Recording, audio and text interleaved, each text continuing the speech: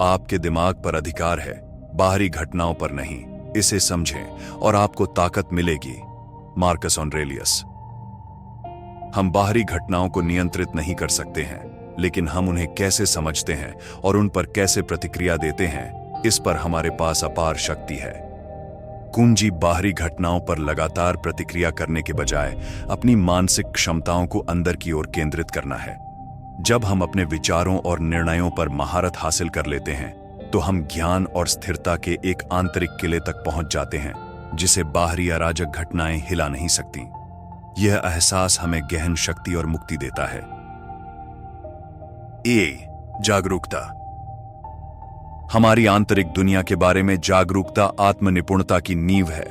अक्सर हम auto pilot पर काम करते हैं, घटनाओं पर प्रतिक्रिया करते हैं और अपने विचारों, भावनाओं और आदतों को हमें नियंत्रित करने की अनुमति देते हैं।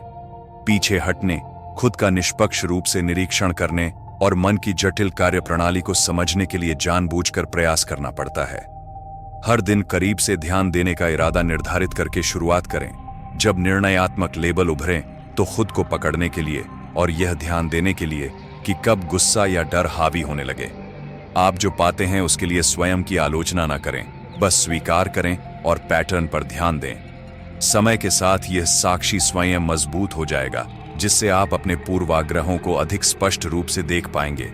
अपनी भावनाओं और गहनतम मूल्यों पर विचार करने के लिए जगह बनाते हुए प्रतिक्रिया करने से पहले रुकना सीखें। अपने आप से पूछें, मुझे ऐसा क्यों लगता है? इस स्थिति में मैं वास्तव में क्या चाहता हूं? यह आत्म अंतर्दृष्टि और आत्म नियमन का निर्माण करता है। यह संभव भी विकसित करता है, नकारात्मकता में उलझे बिना हर पल का खुलकर सामना करना। जितना अधिक हम जागरूकता के इस आंतरिक प्रकाश को चमकाते हैं, उतना ही कम हम प्रत्येक गुजरते विचार और भावना के साथ पहचान करते हैं। वे बादलों की तरह बन जाते हैं, चेतना के स्पष्ट आकाश में उठते और बिखरते रहते हैं। हम परिप्रेक्ष्य प्राप्त करते हैं, यह देखते हुए कि हमारे पास प्रतिक्रिया देने का विकल्प है। इस प्रकार हम अपनी मानसिक स्वतंत्रता को पुनः प्राप्त करते हैं। धैर्य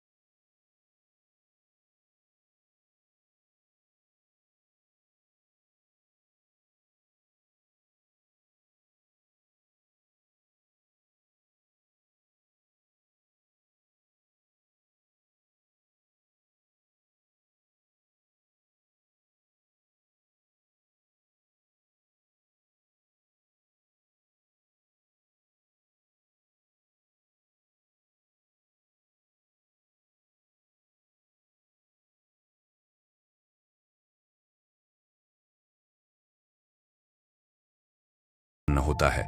हम कल्पना करते हैं कि हमारे पास ईश्वरीय नियंत्रण होना चाहिए। भविष्य के विकास पर ध्यान केंद्रित करते हुए स्वीकार करें कि सभी लोग गलतियां करते हैं। जैसा कि सेनेका ने कहा, हर नई शुरुआत किसी अन्य शुरुआत के अंत से होती है। सच्चाई और गरिमा से जुड़े विचारों को सचेत रूप से पोषित करें, जो करुणा, संभाव और अखंडता पैदा करते हैं। हमारे तर्कशील दिमाग अधूरे काम हैं। आत्मनिपुणता के माध्यम से हम स्वयं को गढ़ते हैं। जीवन की छिपी हुई महिमा को प्रकट करने के लिए धैर्यपूर्वक प्रत्येक मिनट की छोटी छोटी चीजों पर पसीना बहाएं। जितना अधिक हम अपने मन की निगरानी करते हैं, उतना अधिक विस्मय हमें पता चलता है। 3. भावनात्मक नियमन। भावनात्मक विनियमन मानसिक कल्याण की आधारशिला है, जो इस बात को प्रभावित करता है कि हम जीवन के उतार चढ़ाव से कैसे निपटते हैं। इसमें विभिन्न स्थितियों में हमारी भावनाओं को पहचानने, समझने और प्रभावी ढंग से प्रबंधित करने की क्षमता शामिल है। भावनात्मक विनियमन तकनीकों में महारत हासिल करके व्यक्ति अधिक लचीलापन विकसित कर सकते हैं, पारस्परिक संबंधों को बढ़ा सकते हैं और अपने जीवन की समग्र गुणवत्ता में सुधार कर सकते हैं। भावनात्मक नियमन के लिए एक शक्तिशाली तकनीक गहरी सांस लेना है। जब हम क्रोध, चिंता या उदासी जैसी तीव्र भावनाओं का अनुभव करते हैं, तो हमारी सांसें अक्सर उथली और तेज हो जाती हैं। गहरी सांस लेने के व्यायाम, जिसे डायाफ्रामिक या बेली ब्रीदिंग के रूप में भी जाना जाता है, इसमें नाक के माध्यम से धीरे धीरे और गहराई से सांस लेना शामिल है, जिससे सांस को पेट का विस्तार करने की अनुमति मिलती है और मुंह के माध्यम से पूरी तरह से सांस छोड़ते हैं। यह अभ्यास शरीर की विश्राम प्रतिक्रिया को ट्रिगर करता है, सहानुभूति तंत्रिका तंत्र, लड़ाई या उड़ान प्रतिक्रिया के लिए जिम्मेदार की सक्रियता को कम करता है और शांति और विश्राम की भावना को बढ़ावा देता है। नियमित गहरी सांस लेने के व्यायाम से व्यक्तियों को तनावपूर्ण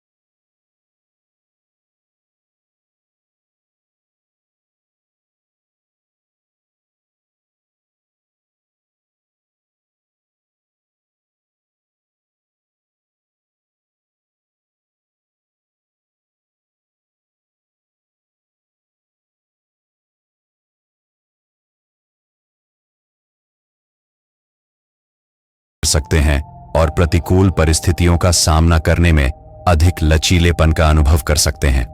कुल मिलाकर गहरी सांस लेना, ध्यान और संजनात्मक पुनर्मूल्यांकन जैसी भावनात्मक विनियमन तकनीकों में महारत हासिल करना व्यक्तियों को अधिक भावनात्मक बुद्धिमत्ता और लचीलेपन के साथ जीवन की चुनौतियों से निपटने के लिए सशक्त बनाता है। अपनी भावनाओं को प्रभावी ढंग से प्रबंधित करना सीखकर व्यक्ति आंतरिक शांति की भावना विकसित कर सकते हैं, स्पष्टता और संयम के साथ स्थितियों का जवाब दें और अपने और दूसरों के साथ स्वस्थ संबंधों को बढ़ावा दें। किसी भी कौशल की तरह समग्र कल्याण और जीवन संतुष्टि को बढ़ाने के लिए भावनात्मक विनियमन तकनीकों की परिवर्तनकारी क्षमता को अनलॉक करने के लिए निरंतर अभ्यास और धैर्य महत्वपूर्ण है। 4. फोकस और एकाग्रता। वस्तुतः किसी भी क्षेत्र में उत्कृष्टता प्राप्त करने के लिए ध्यान केंद्रित करने की क्षमता आवश्यक है। फिर भी डिजिटल युग में कुछ कौशल इतने संकटग्रस्त हो गए हैं। प्रौद्योगिकियां लगातार हमारा ध्यान छीनने की होड़ में हैं। हम पर उत्तेजनाओं की बौछार कर रही हैं और हमें ध्यान भटकाने के लिए प्रेरित कर रही हैं। इस प्रकार आत्मनिपुणता के पथ पर अपने फोकस पर नियंत्रण पुनः प्राप्त करना सबसे अनिवार्य लक्ष्यों में से एक है। एकाग्रता निर्माण की अनेक प्रथाएं इस पुनर्स्थापित संप्रभुता के लिए प्रवेश द्वार प्रदान करती हैं। विधियों में माइंडफुलनेस मेडिटेशन से लेकर यौगिक प्राणायाम, ताई ची विजुअलाइजेशन अभ्यास और कामकाजी स्मृति को मजबूत करने वाले खेल शामिल हैं। फिर भी उनके मूल में यह विलक्षण सर्वोपरि प्रतिबद्धता निहित है। मन को बिना भूलने या घुसपैठ के निरंतर अवधि के लिए चयनित वस्तुओं के साथ एकत्रित रहने के लिए प्रशिक्षित करना। ध्यान में व्यक्ति सांस पर ध्यान केंद्रित कर सकता है, लेजर की तरह नंगे ध्यान से सूक्ष्म संवेदनाओं पर ध्यान दे सकता है। जैसे ही विचार अनिवार्य रूप से उठते हैं, व्यक्ति धीरे से सांस पर ध्यान केंद्रित करता है, एकाग्र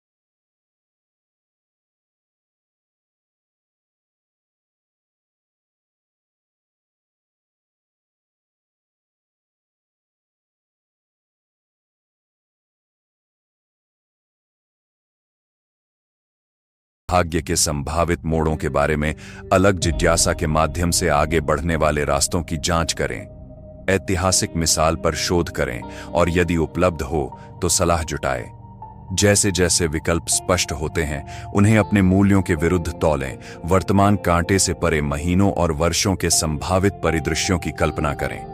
प्रत्येक दीर्घकालिक लक्ष्य रिश्ते और व्यक्तिगत विकास को कैसे प्रभावित कर सकता है? क्या यह उससे मेल खाता है जो आप बनना चाहते हैं? प्रत्येक विकल्प प्रक्षेप पथ को चलाता है, चाहे वह कितनी ही सूक्ष्मता से क्यों न हो। अक्सर छिपे हुए कारक स्पष्ट पक्ष विपक्ष पर भारी पड़ते हैं। अंत में किसी प्रतिबद्धता पर निर्णय लेने से पहले इस परिश्रम को अंतर्ज्ञान के ज्ञान में एकीकृत करें। अपने से परे दृष्टिकोणों पर विचार करें, नैतिक परिणामों, सामुदायिक संबंधों और अपनाए गए कर्तव्यों का मूल्यांकन करें। सभी विकल्प व्यक्तिगत लाभ को अधिकतम नहीं करते। धैर्य के साथ तर्कसंगत और भावनात्मक रूप से संश्लेषण करें। सही रास्ते अक्सर बिना किसी निशान के अर्थ के रूप में सामने आते हैं। अंतर्दृष्टि को पोषित करके दृढ़ विश्वास की पूरी ताकत के साथ अपरिवर्तनीय रूप से कार्य करें।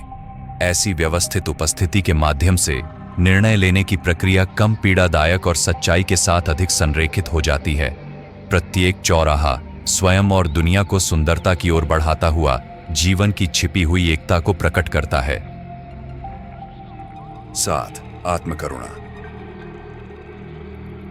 आत्मकरुणा भावनात्मक भलाई और लचीलेपन का एक बुनियादी पहलू है।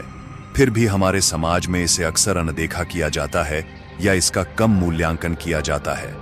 इसमें स्वयं के प्रति दयालुता, समझ और सहायता प्रदान करना शामिल है, विशेष रूप से कठिनाई, विफलता या पीड़ा के समय में। आत्मालोचनात्मक या आलोचनात्मक होने के बजाय आत्मकरुणा वाले व्यक्ति स्वयं के साथ उसी देखभाल और सहानुभूति के साथ व्यवहार करते हैं जो वे किसी करीबी दोस्त या प्रियजन को देते हैं। यह अभ्यास न केवल बेहतर मनोवैज्ञानिक स्वास्थ्य और खुशी को बढ़ावा देता है, बल्कि जीवन की चुनौतियों और असफलताओं से निपटने की क्षमता को भी बढ़ाता है।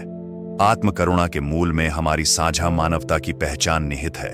यह समझ कि अपूर्णता, संघर्ष और पीड़ा मानव अनुभव के अंतर्निहित पहलू हैं। जब कठिनाइयों या असफलताओं का सामना करना पड़ता है तो व्यक्ति अक्सर शर्म, अपर्याप्तता या अयोग्यता की भावनाओं को अपने अंदर समाहित कर लेते हैं, यह मानते हुए कि वे अपने संघर्षों में अकेले हैं। आत्मकरुणा हमें यह याद दिलाकर इस प्रवृत्ति का प्रतिकार करती है कि पीड़ा एक सार्वभौमिक अनुभव है और जीवन की यात्रा में बाधाओं और असफलताओं का सामना करना स्वाभाविक और मानवीय है। आत्मकरुणा का एक प्रमुख घटक आत्मदया है, विशेष रूप से संकट के समय में स्वयं के साथ गर्मजोशी, सौम्यता और समझ के साथ व्यवहार करने की क्षमता। अपनी कथित कमियों या गलतियों के लिए खुद को कोसने के बजाय आत्मदया हमें दयालुता और प्रोत्साहन के साथ प्रतिक्रिया करने के लिए प्रोत्साहित करती है।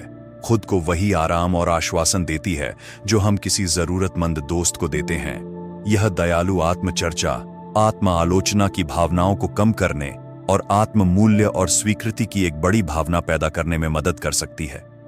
आत्मकरुणा का एक और पहलू है सचेतनता। वर्तमान क्षण में हमारे विचारों, भावनाओं और अनुभवों के प्रति गैर निर्णयात्मक जागरूकता लाने का अभ्यास।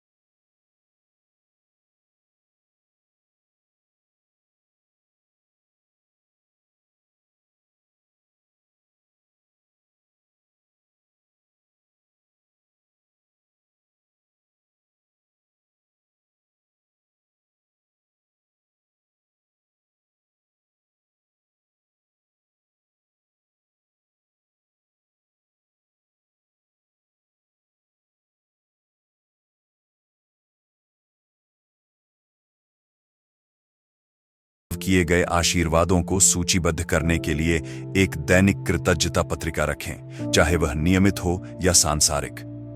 आपकी सुबह की कॉफी, संचार को आसान बनाने वाली विश्वसनीय तकनीक और हर कदम पर समर्थन देने के लिए जमीन उपलब्ध कराने के लिए बरिस्ता को धन्यवाद।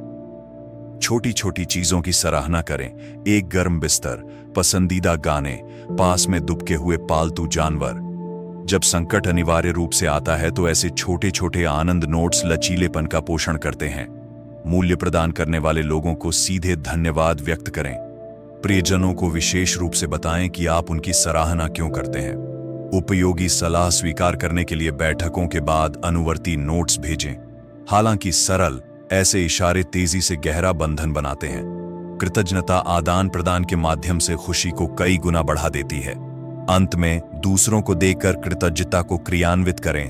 दयालुता को पहचानें, अपने पीछे चलने वालों को सलाह दें और बेहतर दुनिया के लिए काम करने वाले कार्यों का समर्थन करें। कोई भी अकेले कुछ हासिल नहीं करता। हम में से प्रत्येक शिक्षक और गुरुओं के कंधों पर खड़ा है। अपने भाग्य को उन लोगों के लिए अवसर पैदा करने में लगाएं जिनका आनंद आप अभी भी संघर्ष कर रहे हैं। कृतज्ञता हमें आत्मचिंता की कमी की बेहोशी से जगाती है। ये बताती है कि कितना कुछ दिया गया है। यदि हम अपनी आंखों को उन पर ध्यान देने के लिए प्रशिक्षित करते हैं तो उपहारों से भर जाता है। अपार क्षति के बीच भी आभारी होने के लिए हमेशा कुछ न कुछ होता है। केवल इस क्षण की सांस